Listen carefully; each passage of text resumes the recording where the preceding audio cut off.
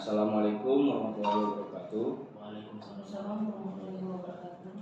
Selamat siang Bapak Ibu. Mungkin izinkan saya memperkenalkan nama saya terlebih dahulu. Nama saya Habib Fikri Saleh, SHM, yang dimana saya di sini sebagai mediator yang bersertifikasi dari DSI dengan terakreditasi dari Mahkamah Agung langsung. Yang dimana dalam hal ini saya akan membantu menyelesaikan permasalahan Bapak dan Ibu.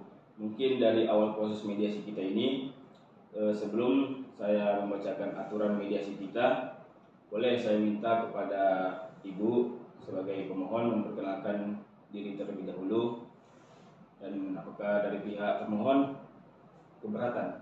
Tidak, Pak.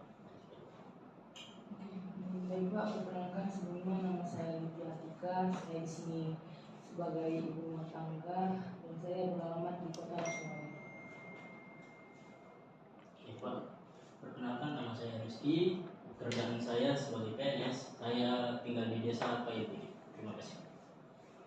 Baik Bapak Ibu, terima kasih atas kesediaan Bapak Ibu untuk hadir saat ini dalam usaha kita menyelesaikan persoalan Bapak dan Ibu dalam bentuk mediasi, yang dimana posisi ini adalah untuk mencari kesepakatan demi kebaikan kita semua.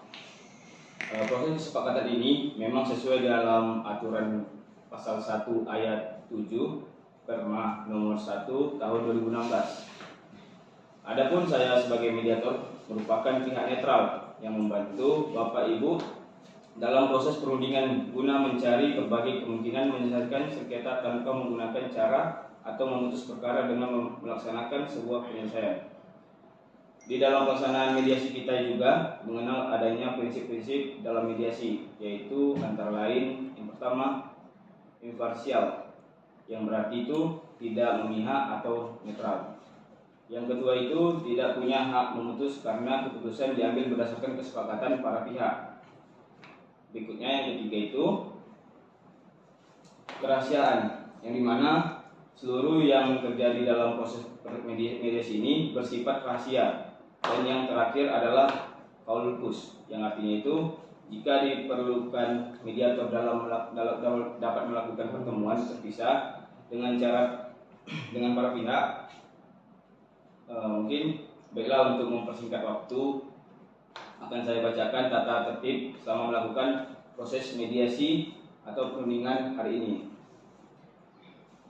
Yaitu yang pertama itu para pihak harus berbicara secara bergantian setelah dipersilakan mediator. Yang kedua itu para pihak tidak boleh saling memotong pembicaraan. Dan yang ketiga, para pihak tidak saling menyerang baik secara kata-kata maupun fisik. Yang keempat itu para pihak diharapkan jujur tanpa ada yang disembunyikan. Yang kelima itu tidak merokok. Yang keenam tidak menggunakan handphone. Dan yang terakhir itu tidak merekam isi pembicaraan kita. Baiklah, apakah Bapak dan Ibu setuju dengan kesepakatan terhadap tata tertib tersebut atau ada tambahannya? Baiklah, Bapak Ibu, saya ingin tahu dulu persoalan terlebih dahulu dari Bapak termohon, bagaimana ceritanya Bapak bisa membeli tanah tersebut? Silakan Pak. Oke, Pak, terima kasih, Pak. Sebelumnya saya ingin menceritakan sedikit awal saya berjumpa dengan Pak Harun. Nah, saya bersama Pak Harun itu adalah teman dekat, Pak, semasa sekolah saya. Nah, saya itu sedang bertemu dia di warung kopi di Kota Langsa pada Februari 2022, Pak. Nah, di situ saya mengutarakan niat saya, Pak. Saya ingin membeli tanah, sebidang tanah kepada Pak Harun, dan Pak Harun itu mengutarakan bahwasannya ia memiliki tanah. Nah, di situ, Pak. Nah, udah langsung saya mengutarakan niat saya untuk membelinya, Pak. Tetapi pada saat saya membangun rumah, saya dihalangi oleh Bu Livia, Pak. Nah, di mana Bu Livia ini mengatakan bahwasannya tanah itu milik ia, Pak, yang telah dibelinya pada saat sama istri Pak Harun, Pak, gitu, Pak. Baik Pak, selanjutnya itu saya ingin tahu juga apakah dari pihak Ibu saat membeli tanah tersebut dari istri Pak Harun sudah melalui proses yang diatur dalam undang-undang? Dan apakah ibu sudah memiliki hak milik atas tanah tersebut? Jadi gini Pak, sebenarnya proses saya membeli tanah tersebut sebenarnya saya bertemu dengan istri Pak Harun ini di sebuah pengajian di rumah tetangga kami. Memang antara penjualan beli ini hanya terjadi di antara kami berdua, saya dan istri Pak Harun. Tapi istri Pak Harun tersebut telah menyerahkan sertifikat jual beli tanah yang ada di tangan beliau, dan saya juga sudah menyerahkan dan sudah melunasi semua uang kepada istri Pak Harun Pak. Seperti itu. Baik Ibu, saya percaya Ibu sudah menyerahkan uangnya. Tetapi apakah suami teman Ibu yang menjual tanah tersebut mengetahui proses jual beli Ibu dengan istrinya? Kalau soal itu saya tidak tanya lebih lanjut Pak. Yang penting kan saya sudah bayar lunas dan sertifikat jual beli sudah di tangan saya, seperti itu Pak. Baik Bu, berarti di tangan Ibu adalah sertifikat jual beli ya? Iya. Bukan sertifikat hak milik. Bukan. Secara hukum beda proses pengeluarannya, tetapi sama-sama dapat dijadikan sebagai alat bukti Bu. Cuma kekuatannya lebih kuat sertifikat hak milik. Sedangkan di tangan Bapak ada sertifikat jual beli saja atau sudah ada sertifikat hak milik? Saya belum sempat untuk mengurus sertifikat hak milik ini Pak. Jadinya saya hanya memiliki sertifikat jual beli juga Pak. Begitu. Itu pun prosesnya kami lakukan di warung kopi pada saat kami bertemu itu Pak.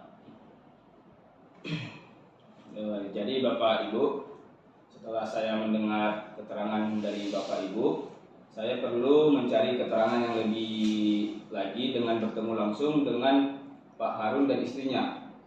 Tetapi itu nanti saja kita lakukan, karena perlu Bapak Ibu ketahui bahwa proses jual beli tanah itu memerlukan proses yang tepat hukum dan perlu bersertifikat yang dicatatkan di BPN atau Badan Pertanahan di daerah di mana lokasi tanah tersebut, sehingga memiliki kekuatan hukum yang kuat, yang dimana ini sesuai dengan peraturan Menteri Negara Agraria garing Kepala Badan Pertahanan Nasional nomor 3 tahun 1997 tentang ketentuan pelaksanaan peraturan pemerintah nomor 24 tahun 1997 tentang pendaftaran tanah pasal 119 ayat 1, yang dimana menyatakan bahwa semua daftar umum dan dokumen-dokumen yang telah digunakan sebagai dasar pendaftaran merupakan dokumen negara yang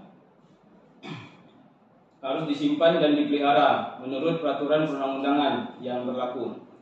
Dan ayat 4, dengan izin Kepala Kantor Wilayah, kepada pemegang hak dan yang bersangkutan dapat diberikan petikan atau salinan atau rekaman dokumen pendaftaran tanah yang menjadi dasar pembukuan hak atas namanya yang tersimpan di kantor pertanahan, bahwa berdasarkan peraturan tersebut pihak kami tidak dapat dengan serta-merta mengeluarkan begitu saja dokumen negara, harus melalui kewenangan yang telah diatur dan hanya kepada pemegang hak saja.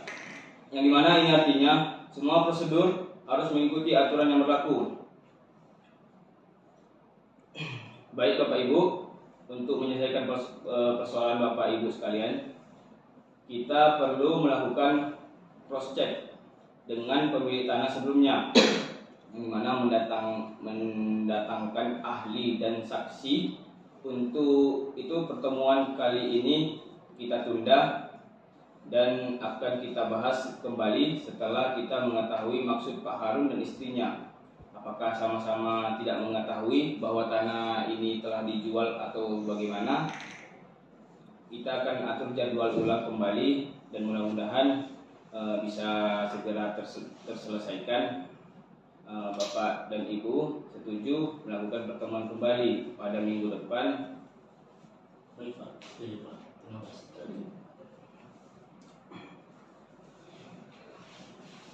Mungkin kita akhiri, saya tutup. Assalamualaikum warahmatullahi wabarakatuh. Waalaikumsalam.